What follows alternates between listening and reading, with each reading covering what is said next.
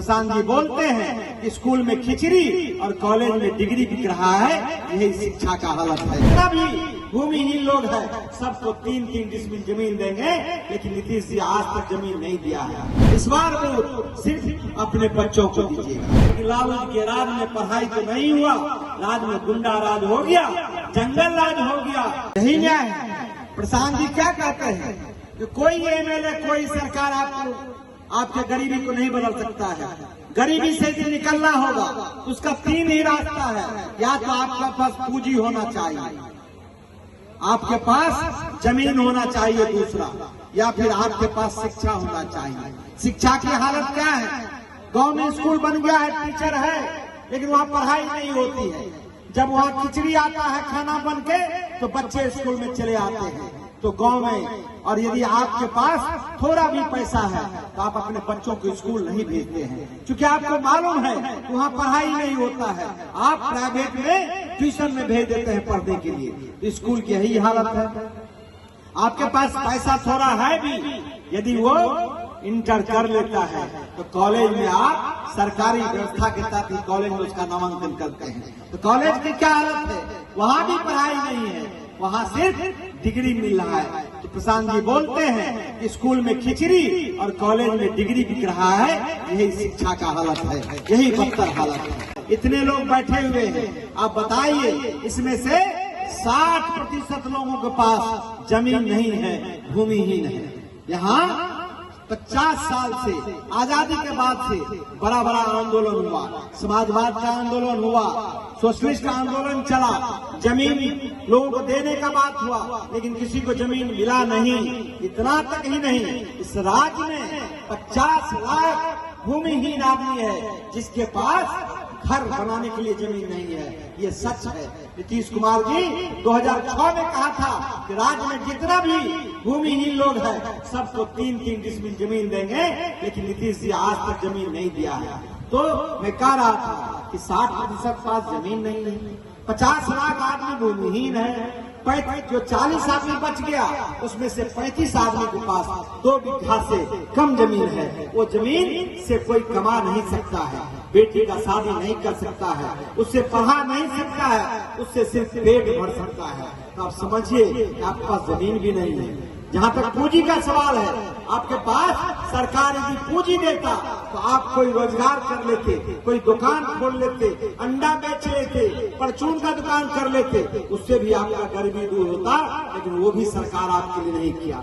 आज प्रशांत जी कहते हैं कि भाई इससे निकलना है तो आप एक बार वोट आपने सब बार दिया है, हर 1.5 साल 2 साल पर आप वोट देते हैं, लेकिन एक बार वोट आप अपने बच्चों के लिए दीजिएगा। वो बच्चों के लिए क्यों वोट दीजिएगा? आप कहिएगा अरे इतना दिन तो वोट देते आए हैं, फिर बच्चों के लिए क्यों कहता है प्रशांत जी? बच्चों के लिए इसलिए कहता है कि एक चाय बेचने वाला मोदी जी को आपने वोट दिया तो वोट में इतनी ताकत है कि चाय बेचने वाला देश का प्रधानमंत्री हो गया। एक भैंस चराने वाला लालू जी, उसको आपने वोट दिया। भैंस चराने वाला गरीब घर का लड़का लालू जी 30 साल से इस राज्य का राजा बना हुआ है।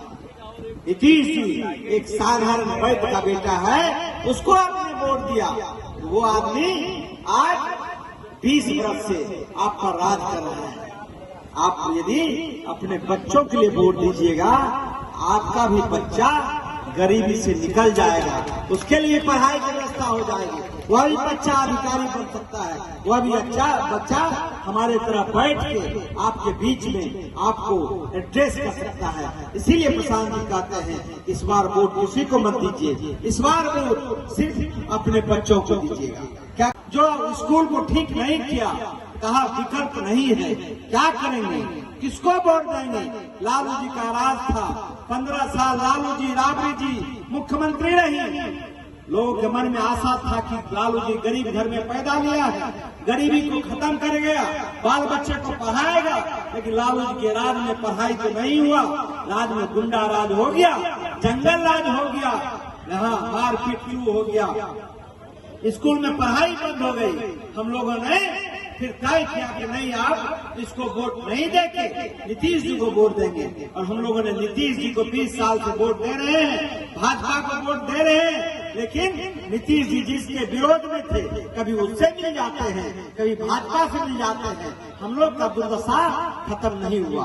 प्रशांत जी ने तय किया, इतना गांव घूमने के बाद लोगों ने कहा कि विकल्प दीजिए। प्रशांत किशोर जी ने उसी विकल्प के लिए इस जन स्वराज पार्टी की स्थापना की। जब तक विकल्प नहीं मिलेगा तब तक इन लोगों का जीवन नहीं बदलेगा।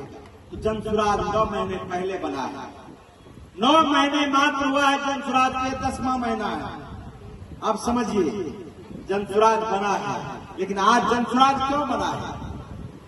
जन स्वराज इसीलिए बना है कि जो 35 साल से लालू जी, नीतीश जी, मोदी जी, आप बताइए तो मोदी जी 11 साल राज्य केंद्र में सरकार है, सब लोग, ज्यादातर लोग मोदी जी को ही वोट लोगों ने दिया है। लेकिन मोदी जी क्या कहे थे?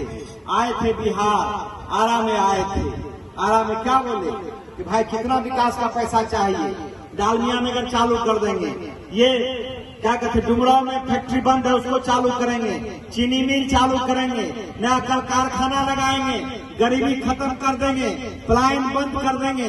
यही बात नीतीश कुमार 2005 में कहा था, भाजपा यही बात बोला था। लेकिन 11 साल के बाद यदि उस समय 30 लाख मजदूर बिहार के बाहर थे, तो आज लगभग 55 लाख नौजवान राज्य के बाहर मजदूरी कर रहे हैं। मोदी जी कुछ नहीं कर पाए। पैनोरमा ग्रुप, जो सोचता है वो करता है। आपके अपने सपनों का आशियाना। ये लो मुंह मीठा करो, आज मैंने अपना जॉब छोड़ दिया, अब हम पूर्णिया वापस जाएंगे। जॉब छोड़ दिया है?